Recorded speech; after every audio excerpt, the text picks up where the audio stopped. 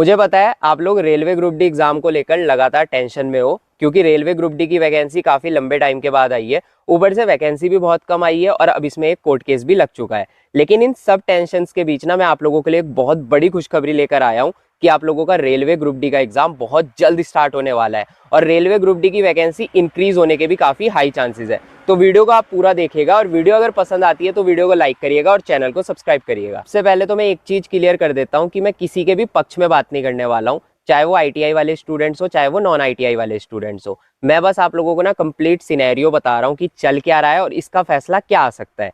देखिए, सबसे पहले रेलवे ने एक नोटिस निकाला जिसमें रेलवे ने बोला कि जो आईटीआई वाले स्टूडेंट्स हैं हम उनको रेलवे ग्रुप डी की भर्ती में स्पेशल बेनिफिट्स देंगे। इसके बाद रेलवे ने बोला कि हम अपनी पॉलिसीज को कभी भी चेंज कर सकते हैं, इसलिए जो हमने कहा था कि हम आईटीआई वाले स्टूडेंट्स को स्पेशल बेनिफिट दे रहे हैं अब वो बात नहीं रहेगी और हम सबके लिए बराबर वैकेंसी निकालेंगे।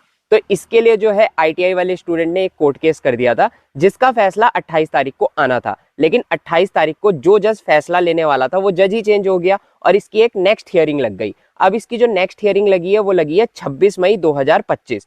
अब बड़ा सवाल ये आता है कि क्या 26 तारीख को फैसला आएगा या फिर फैसला 26 को भी नहीं आएगा और तारीख पे तारीख लगेगी।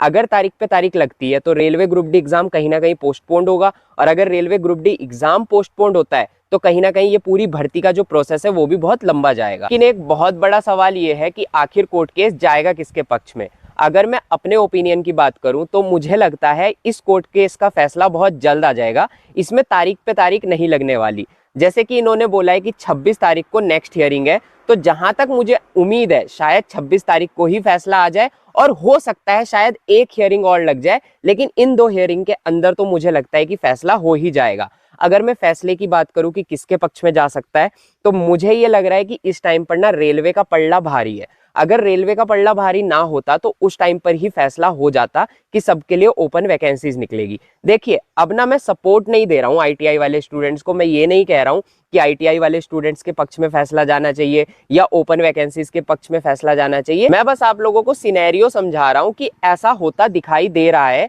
कि नॉन आईटीआई वाले स्टूडेंट्स के पक्ष में ये फैसला जा सकता है और अगर नॉन आईटीआई वाले स्टूडेंट्स के पक्ष में ये फैसला जाता है, फैसला जल्दी आ जाता है, तो आप लोगों की वैकेंसीज भी इंक्रीज हो सकती है।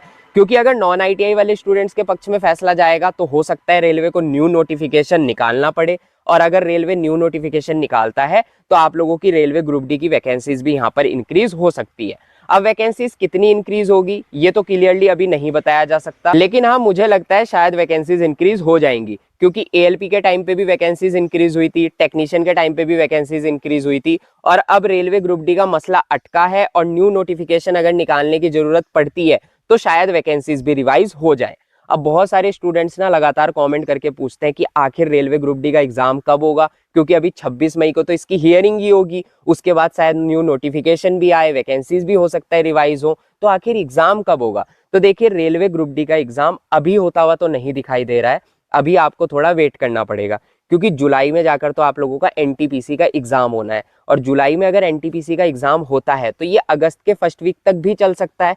तो अगस्त में रेलवे ग्रुप डी एग्जाम होने के बहुत हाई चांसेस है। देखो, चांसेस तो हैं कि जुलाई में भी शुरू हो जाए कहीं ना कहीं अगर एनटीपीसी जून में करा दिया गया तो, लेकिन उसके चांसेस ना बहुत कम है। मैं बात कर रहा हूँ मैक्सिमम पॉसिबिलिटी की, ज्यादा चांसेस की। तो ज्यादा चांसेस ये है कि रेलवे ग्रुप डी का एग्जाम आप लोगों का अगस्त में स्टार्ट होगा और अगस्त में एग्जाम स्टार्ट होता है तो पूरा अगस्त और हो सकता है सितंबर भी एग्जाम चले। मेरे हिसाब से तो अभी आप लोगों के पास एकदम गोल्डन अपॉर्चुनिटी है कि आप लोग रेलवे ग्रुप डी की तैयारी बहुत अच्छी कर लो, क्योंकि एग्जाम अभी तो आपका हो नहीं रहा है, एग्जाम जाकर होगा अगस्त में और अगस्त तक अभी आप लोगों के पास बचते हैं पूरे 3 महीने।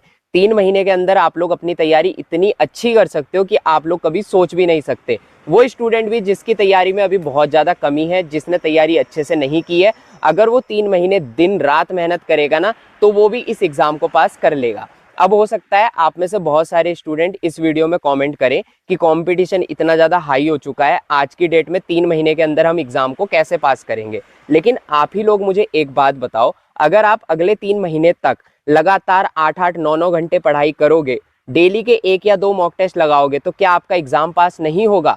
आप लोगों की अगर मैं रेलवे ग्रुप डी की कट ऑफ की बात करूं तो कट ऑफ कितनी चली जाएगी, ज़्यादा से ज़्यादा 70 या 75, किसी जोन में बहुत ही हाई कंपटीशन हुआ तो वहाँ की कट ऑफ 80 चली जाएगी। अगर आपने दिन रात मेहनत की है तो क्या आप 75-80 नंबर नहीं लेकर आ सकते? आप बड़े आसानी से इतने नंबर लेकर आ जाओगे, लेकिन वो नंबर तभी आएंगे अगर आप मेहनत करते हो। देखो, अगर आप भटकते रहोगे ना फालतू की यूट्यूब वीडियोस देखकर कि रेलवे ग्रुप डी में तो कोर्ट केस हो गया, एग्ज़ाम डिले हो जाएगा, एग्ज़ाम रद्द हो जाएगा, वैकेंसी ही ख़त्म हो जाएगी, तो आप फालतू के डिमोटिवेट ही होगे। आपको लगेगा यार कुछ तो हो नहीं रहा है, इससे अच्छा मैं कोई प्राइवेट काम देख लूँ, इससे अच्छा मैं BGMI खेल लूँ, फ्री फायर खेल लूँ, इधर उधर मस्ती कर लूँ, और फिर आपकी लाइफ इस मस्ती में ही निकल जाएगी।